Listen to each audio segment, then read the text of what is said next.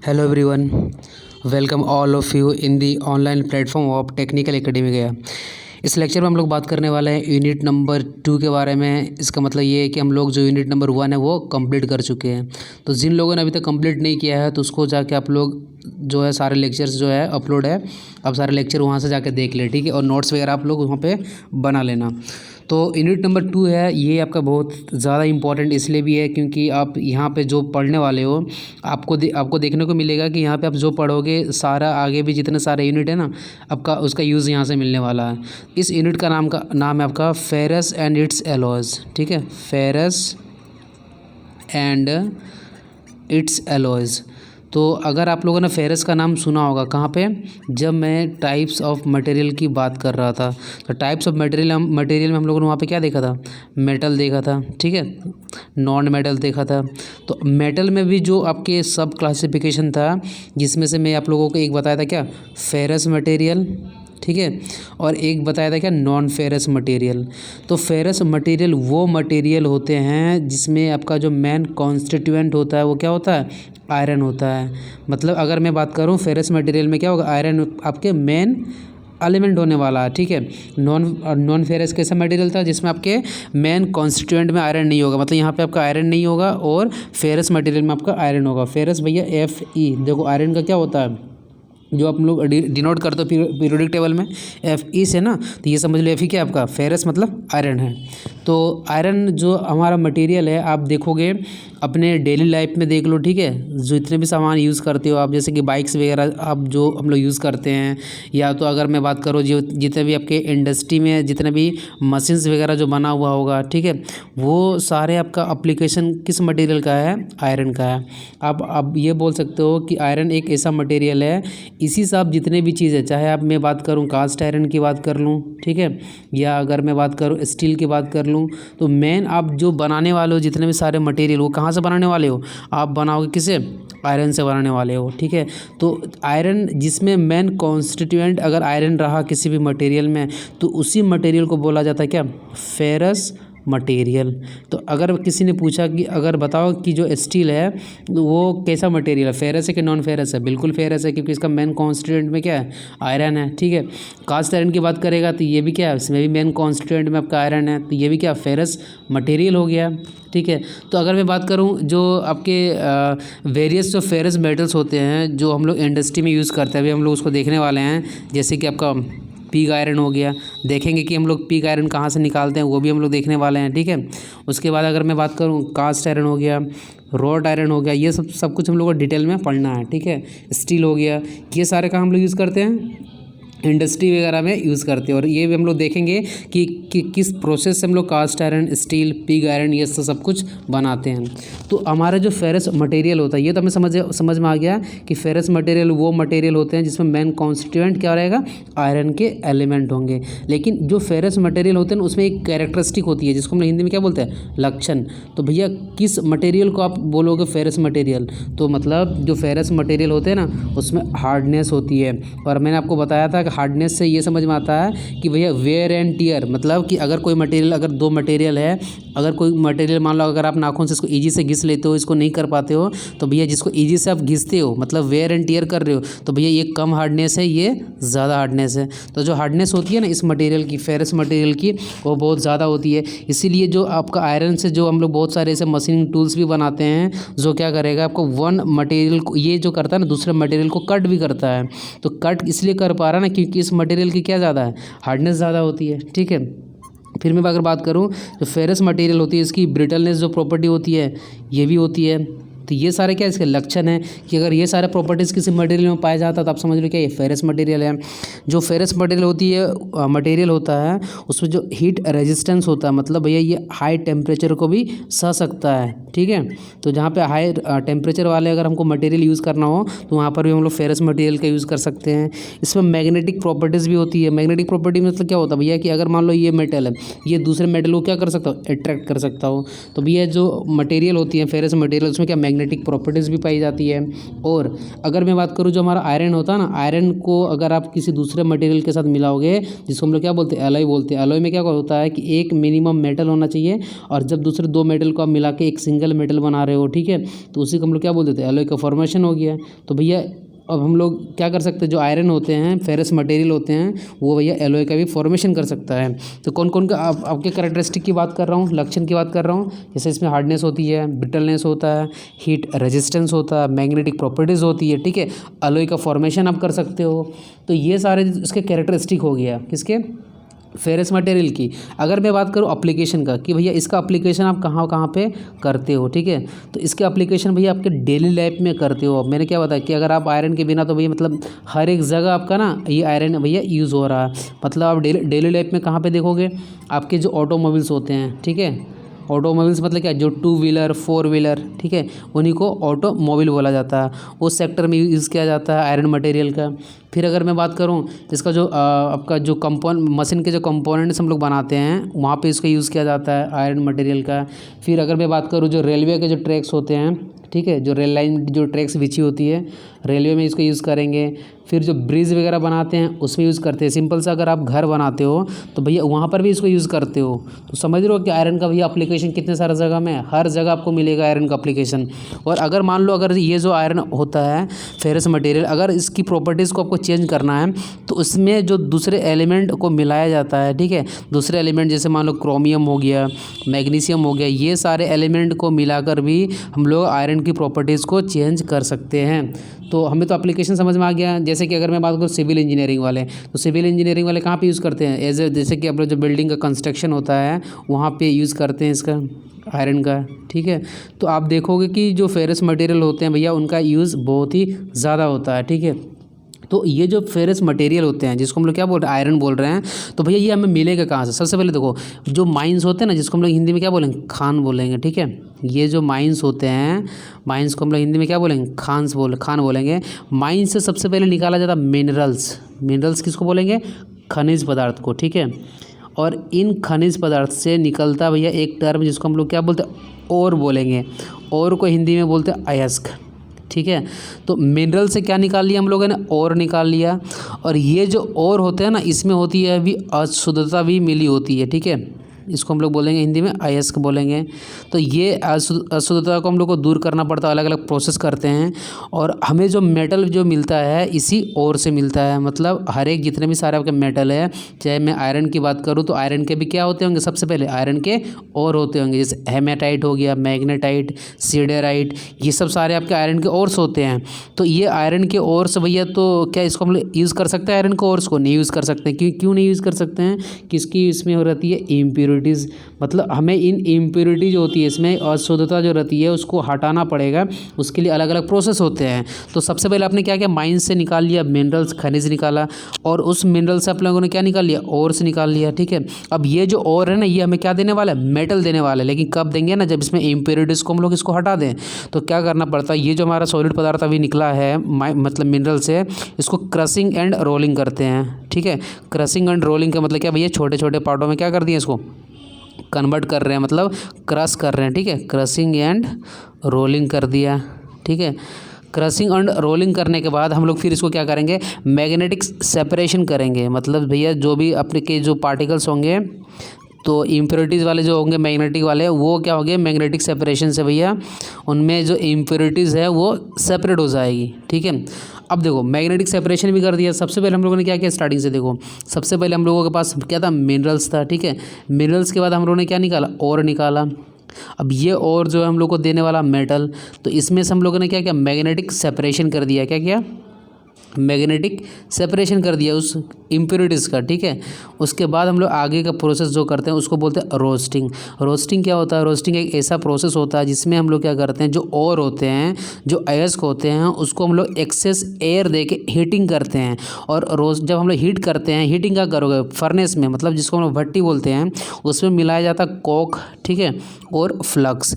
Coke और flux ऐसे material होते हैं कि क्या ये क्या करेगा, जो इम्प्योरिटीज़ मिला होगा किसमें, इस ओर में, उस इम्प्योरिटीज़ को ये कन्वर्ट कर देगा स्लेग में। मतलब भैया कि हम जो यूज़ कर रहे हैं फ्लक्स और कोक क्यों यूज़ कर रहे हैं, इम्प्योरिटीज़ को अलग करने के लिए, किससे, ओर से, ठीक है।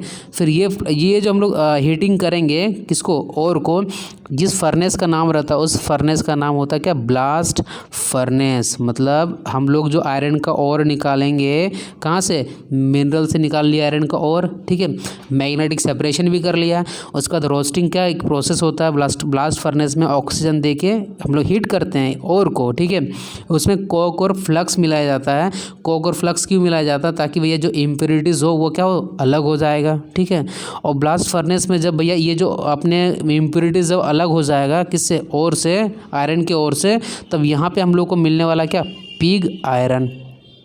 तो देखो यहाँ पे कैसे कैसे क्वेश्चन पूछते हैं। सबसे पहले पूछा जाएगा कि हमारे जो आयरन ओर होते हैं सबसे पहले आयरन का कौन सा स्टेज मिलता है, तो क्या बोलोगे, पिग आयरन बोलोगे। तो पिग आयरन हमें किस फर्नेस से मिलता है, तो उसको क्या बोलोगे, ब्लास्ट फर्नेस से मिलता है। तो भैया हमें जो पिग आयरन मिल रहा है ये कब मिला, जब हम लोग आयरन के ओर से उसकी जो इम्प्योरिटीज़ थी, अशुद्धता थी, उसको हम लोगों ने क्या किया, हटाया भैया, ठीक है। और मैंने यहाँ पे रोस्टिंग क्या बताया, रोस्टिंग एक ऐसा प्रोसेस होता है जो हम लोग भट्टी में क्या करते हैं, ऑक्सीजन को प्रोवाइड करवा के वहाँ पे ओर को जलाते हैं, किसके साथ, कोक और फ्लक्स के साथ। ये दोनों क्या करती है, उस इम्प्योरिटीज़ जो होती है ओर में उसको हटाता है, ठीक है। अब हमें मिल गया क्या, पिग आयरन। समझना बात को। तो पिग आयरन जो आपका होता है फर्स्ट, मतलब आपका आयरन का स्टेप मिलता है आपको, ठीक है। आयरन के बारे में क्या मिल गया आपको, पिग आयरन मिल गया। ये जो पिग आयरन आपका प्रोडक्ट होता है ये रॉ मटेरियल होता है। रॉ मटेरियल कहने का मतलब ये है, यहाँ से आप लोग क्या बनाते हो, रॉट आयरन बनाओगे, ठीक है, रॉट आयरन बनाने वाले हो। और फिर अगर जैसे आप लोगों ने नाम सुना था अभी किसका, कास्ट आयरन, तो कास्ट आयरन भी यही से बनेगा आपका, किससे, पिग आयरन से। और फिर हम लोगों ने क्या नाम सुना था, स्टील, तो स्टील भी किससे बनने वाला है, कास्ट आयरन से बनने वाला है। तो पिग आयरन जो होता है ना, इन तीनों के लिए, रॉड आयरन, कास्ट आयरन और स्टील के लिए रॉ मटेरियल का काम करता है। रॉ मटेरियल का मतलब क्या होता है कि भैया किसी एक पदार्थ से जो दूसरा चीज़ बनाता है, जैसे कि सपोज करो मेरे को यहाँ पे शुगर बनाना, चीनी, तो उसके लिए जो गन्ना का यूज़ करते हो, तो गन्ना क्या हो गया आपका, रॉ मटेरियल हो गया। उसी तरह जो पिग आयरन है, अगर हमको रॉ मटेरियल बना, मतलब रॉड आयरन चाहिए या तो कास्ट आयरन या स्टील चाहिए, तो उसके लिए मुझे क्या चाहिए, पिग आयरन। और पिग आयरन हमें कहाँ से मिलता है भैया, ब्लास्ट फर्नेस से मिलता है। उसी तरीके से जो रॉट आयरन होता है, एक फर्नेस होता है जिसका हम लोग बोलते हैं पडिंग फर्नेस, ठीक है, पडिंग फर्नेस, वहाँ से हमें क्या मिलता है, रॉट आयरन। वेरी इंपॉर्टेंट, ये सारी चीज़ आपको याद रखना है, ठीक है, कि रॉट आयरन कहाँ से निकलता है, पडिंग फर्नेस से मिलेगा। उसी तरीके से कास्ट आयरन जो हम लोग बनाते हैं उस फर्नेस का नाम होता है क्यूपोला फर्नेस। ये सारे आपके ऑब्जेक्टिव क्वेश्चन आपके हर एक एग्जाम में आते हैं, ठीक है। तो ये हमें याद रखना है कि कास्ट आयरन किस फर्नेस से बनता है, क्यूपोला फर्नेस। उसी तरीके स्टील को बनाने के लिए बहुत सारे अलग अलग प्रोसेस होते हैं, जैसे कि बीसमार प्रोसेस, ठीक है। ये सारे प्रोसेस हम लोग देखेंगे कैसे क्या होता है, डिटेल में तो नहीं पढ़ना, लेकिन नाम हमें पता होना चाहिए। Open hearth process, open hearth process, ठीक है। फिर आपका हो गया इलेक्ट्रिक फर्नेस। इन सारे फर्नेस में हम लोग क्या करते हैं, पिग आयरन को हम लोग कन्वर्ट करते हैं किस में, आपके स्टील में कन्वर्ट करते हैं। और ऑक्सीजन प्रोसेस, ठीक है, ऑक्सीजन प्रोसेस, मतलब यहाँ पे आपको मैंने 4 प्रोसेस बताया किसको, स्टील बनाने के। तो सबसे पहले बोला जाएगा कि भैया जो आयरन ओर होता है, आयरन ओर को हम लोग पहले किस में कन्वर्ट करते हैं, पिग आयरन में, ठीक है। पिग आयरन से हमें क्या मिलता है भैया, ये तीन चीज़ हम लोग यहाँ से निकालते हैं। मतलब अगर हमें बनाना है रॉट आयरन, ठीक है, कास्ट आयरन और स्टील बनाना है, तो उसके लिए हमें पिग आयरन मिल गया। अब रॉट आयरन किस फर्नेस में बनेगा, उसको हम लोग क्या बोलेंगे, पडिंग फर्नेस बोलने वाले हैं। और कास्ट आयरन जहाँ से हम लोग को मिलेगा उसको क्या बोलेंगे, क्यूपोला फर्नेस। और स्टील हम लोग को जहाँ से मिलेगा उसको बोलेंगे Bessemer process, open hearth process, electric furnace और ऑक्सीजन प्रोसेस बोलेंगे, ठीक है। फिर हम लोग सारे डिटेल में पढ़ने वाले हैं कि रॉट आयरन भैया क्या होता है, इसकी प्रॉपर्टीज़ क्या क्या होती है, ठीक है। कास्ट आयरन के बारे में बहुत टाइप्स ऑफ कास्ट आयरन पढ़ेंगे हम लोग, मतलब आगे जब पढ़ाई करेंगे फिर हम लोग देखेंगे कि भैया स्टील के कैसे कैसे टाइप्स होते हैं, क्या प्रोसेस होता है कि भैया पिग आयरन से हम लोग स्टील में इसको कन्वर्ट कर लेते हैं। तो ये हमें समझ में आ गया भैया, जो आपका पिग आयरन होता है ये किस फर्नेस से मिलेगा, ब्लास्ट फर्नेस से मिलने वाला है, ठीक है। तो चलिए इसको हम लोग समझते हैं नोट्स में। अब देखिए ये मेरा क्या है, अभी यूनिट 2 हो गया, ठीक है। तो यूनिट 2 हमारा कौन सा, फेरस मेटल एंड एलॉयज। मैंने आपको समझाया फेरस मेटल वो मटेरियल होते हैं जो क्या कंटेन करता है, आयरन करता है मेन कॉन्स्टिट्यूएंट मतलब अवयव, मतलब भैया इसमें आयरन तो होगा ही होगा, ठीक है। मेन जो आपका होगा क्या होगा, आयरन होगा, उसी को हम लोग क्या बोलेंगे, फेरस मेटल बोलेंगे। Various types of ferrous metal कौन कौन से, pig iron, cast iron, wrought iron और स्टील हो गया। मैंने आपको वहाँ पे क्या समझा था कि पिग आयरन हमें मिलता है ब्लास्ट फर्नेस से, फिर इसी पिग आयरन को हम लोग कन्वर्ट कर जाते हैं किसमें, रॉट आयरन को पडिंग फर्नेस में कन्वर्ट करते हैं। फिर यहाँ पे कास्ट आयरन होता है, कास्ट आयरन को हम लोग क्यूपोला फर्नेस में कन्वर्ट करेंगे। फिर आपका स्टील मिलता है, स्टील की आपके अलग अलग प्रोसेस थे उसको कन्वर्ट करने के लिए, ठीक है। फिर मैंने आपको समझाया कि चलो अगर फेरस मटेरियल है तो उसकी कौन कौन सी कैरेक्टरिस्टिक होगी, ठीक है। तो उसमें क्या होगी भैया, हार्डनेस होगी उस मटेरियल में, ठीक है। इसीलिए इसमें वेयर एंड टियर वाली जो प्रॉपर्टी होती है पाई जाएगी, या तो ये दूसरे मटेरियल को काट भी सकता है हार्डनेस प्रॉपर्टी के कारण, ठीक है। ब्रिटलनेस की आपको पता भैया, ब्रिटलनेस वो प्रॉपर्टी होती है जिसमें भैया ये टेंजाइल लोड को वेयर नहीं कर सकता मटेरियल, ठीक है। सिर्फ किस लोड को वेयर कर सकता है, कंप्रेसिव लोड को। इसीलिए तो जो ब्रिज वगैरह में हम लोग यूज़ करते हैं आयरन का यूज़ किया जाता है। फिर बात करेंगे हीट रेजिस्टेंस, मतलब जो फेरस मटेरियल होते हैं उनमें टेंडेंसी होती है विथ स्टैंड, मतलब सहने की क्या, हाई टेम्परेचर सहने की क्षमता होती है। और मैग्नेटिक का मतलब हो गया all ferrous metals have magnetic property, मतलब जितने भी आपके जो फेरस मटेरियल होते हैं उसमें मैग्नेटिक प्रॉपर्टीज होती है, मतलब ये अट्रैक्ट करते हैं, आकर्षित करते हैं टुवर्ड्स द मैग्नेट। अगर कोई मैग्नेट है यहाँ पे, अगर यहाँ पे मैं रख दूँ क्या फेरस मटेरियल को, ये भैया अपने आप इधर घिसते हुए चला आएगा, तो उसी को बोलेंगे उसकी मैग्नेटिक प्रॉपर्टी बोलेंगे, ठीक है। उसके बाद इसमें क्या होता है कि mixed with other metal and non metal, मतलब भैया आयरन को जो होता है किसी दूसरे मटेरियल के साथ मिला के आप कन्वर्ट कर सकते हो कोई एक नया मटेरियल, ठीक है। तो ये मतलब इजीली मिक्स हो जाता है किसी अदर मटेरियल के साथ, ठीक है। तो ये तो सारे इसके कैरेक्टरिस्टिक हो गया।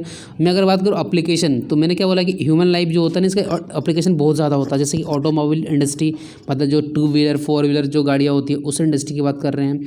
या तो वाइडली यूज़ होता है बहुत ज़्यादा का मैन्युफैक्चर ऑफ मशीन पार्ट, ठीक है, जो मशीन्स का पार्ट वगैरह होता है वहाँ पे।